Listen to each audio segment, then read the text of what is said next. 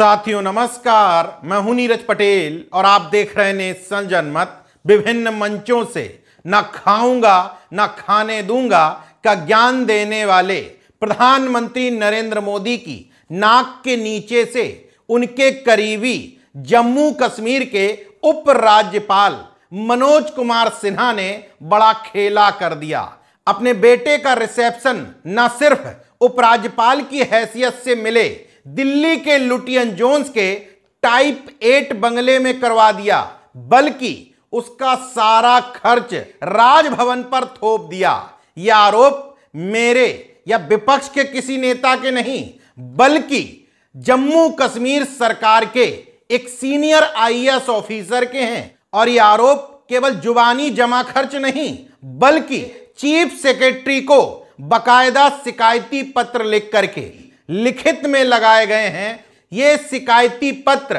PMO यानी कि prime minister office तक पहुंचा दिया गया है। हालांकि उस पत्र को लिखने वाले जाबाज आईएएस अशोक कुमार परमार का आगे क्या होगा ये तो मैं नहीं कह सकता, लेकिन पत्र में जो गंभीर आरोप लगाए गए हैं उससे स्पष्ट हो जाता है ना खाऊंगा ना खाने दूंगा का नारा महज चुनावी जुमला है। अब इस पत्र को जरा गौर से देखिए। 2 जुलाई 2024 को जम्मू कश्मीर के चीफ सेक्रेटरी के नाम संबोधित इस पत्र में स्पष्ट तौर पर सब्जेक्ट में लिखा है, cheating by Shri Manoj Kumar Sinha, honourable lieutenant governor UT and J and K, Shri Nitish Kumar then principal secretary honourable lieutenant governor.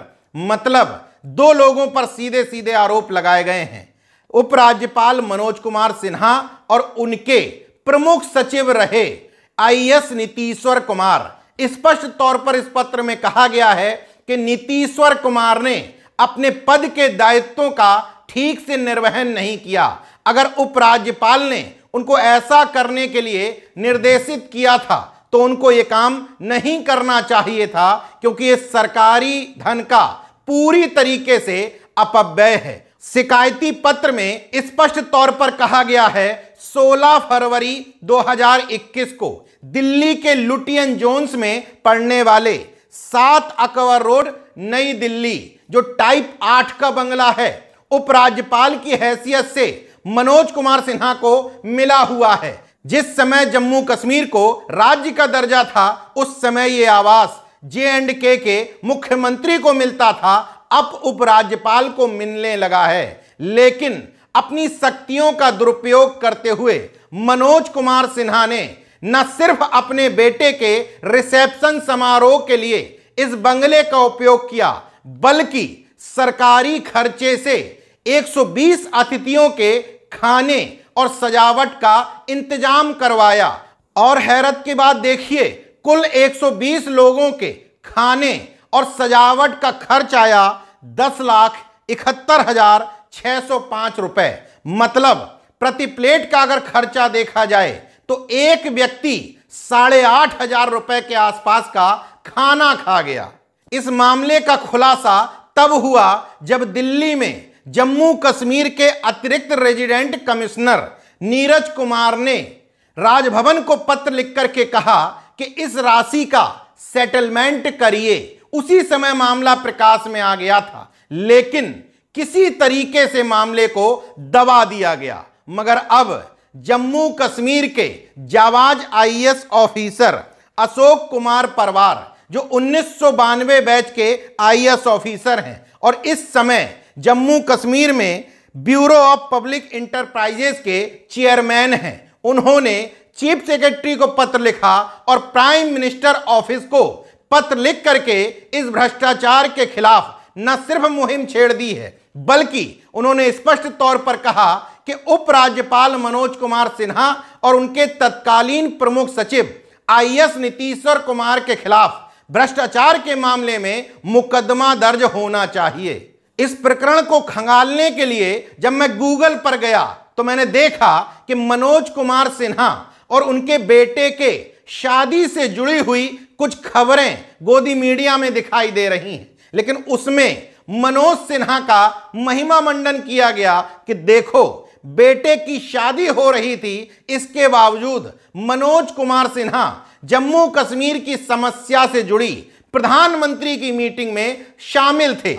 लेकिन दूसरी तरफ एक सीनियर आईएएस ऑफिसर जो जम्मू कश्मीर में ही तैनात है, वो पीएमओ को पत्र लिखता है, चीफ सेक्रेटरी को पत्र लिखता है। उस शिकायती पत्र में भ्रष्टाचार की एक एक तारीख, एक एक सबूत भी दिखाता है। फिर भी मनोज कुमार सिन्हा का उस घटना में महिमा मंडन करने वाला यह दलाल मीडिया इस बारे में एक शब्द नहीं लिखता है। केवल गोदी मीडिया से इतर द वायर वेबसाइट पर यह खबर स्पष्ट तौर पर दिखाई देती है। हालांकि इस रीढ़ विहीन ब्यूरोक्रेसी के दौर में किसी आईएएस ऑफिसर का इस तरीके से पत्र लिखना मेरे दिमाग में खटक रहा था, तो मैंने अशोक कुमार परमार साहब के बारे में जानकारी जुटाई। खबरें मिली कि अशोक कुमार परमार अपने इसी तरह के तल्ख नेचर के लिए जाने जाते हैं। केंद्र शासित राज्यों का अलग से कैडर है AGMUT। उस कैडर के 1992 बैच के आईएएस ऑफिसर हैं, गुजरात से आते हैं। लेकिन इस पत्र को लिखने के कुछ दिन पूर्व उन्होंने अपने शोषण के खिलाफ आवाज उठाई थी। गृह सचिव को पत्र लिख करके कहा था कि जब से मैंने जम्मू कश्मीर के जल शक्ति विभाग की अनियमितताओं को उजागर किया है, तब से मेरा जबरन शोषण किया जा रहा है। मुझे महत्वपूर्ण मीटिंगों से बाहर निकाल दिया जाता है। और तो और एससी कमीशन को पत्र लिखते हुए उन्होंने कहा था कि दलित होने की वजह से मेरा 1 साल में 5 बार तबादला किया गया, क्योंकि मैं भ्रष्टाचार के खिलाफ जंग छेड़े हूं। इस पत्र को लिखने के बाद इतना तो तय है, जितना मैं मोदी जी और उनके क्रियाकलाप को अभी तक समझ पाया हूं, कि आईएएस अशोक कुमार परमार साहब का नुकसान हो जाएगा, मनोज कुमार सिन्हा का कुछ नहीं बिगड़ेगा। क्योंकि झुटलरों और बेईमानों की इस मंडी में 11 लाख रुपए का भ्रष्टाचार तो ईमानदारी की श्रेणी में ही आता है।